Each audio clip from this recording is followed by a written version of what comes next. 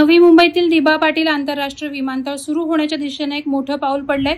या भव्य प्रकल्पाच्या अंतिम तयारीसाठी operational readiness and airport transfer म्हणजेच ओरॅट कार्यक्रमाला नुकतीच सुरुवात झाली आहे। यामुळे विमानतळ लवकरच प्रवाशांसाठी खुला होण्याचा मार्ग मोकळा झालाय। ओरॅट हे नवीन विमानतळ सुरू करण्यापूर्वी सर्व यंत्रणा, कर्मचारी आणि सेवा तपासण्यासाठी वापरली जाते।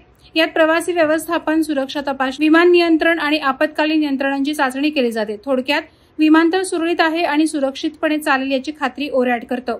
ओरॅट या कार्यक्रमाअंतर्गत टर्मिनलमध्ये कर्मचारी युनिफॉर्म घालून प्रवाशांचा प्रवाह, बोर्डिंग आणि सुरक्षा तपासणी यांची सराव चाचणी घेतली जात आहे।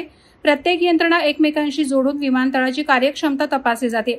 तसंच कोणतीही अनपेक्षित घटना घडल्यास यंत्रणा कशा काम करतील याचीही तपासणी सुरू आहे। नवी मुंबईतील दी.बा. पाटील आंतरराष्ट्रीय विमानतळामुळे मुंबईतील छत्रपती शिवाजी महाराज आंतरराष्ट्रीय विमानतळावरील गर्दी कमी होऊन प्रवाशांना सुविधा मिळेल। त्याचबरोबर नवी मुंबई, ठाणे, कोकण आणि पुणे परिसरासाठी हे विमानतळ आर्थिकदृष्ट्या महत्त्वाचं ठरणार आहे।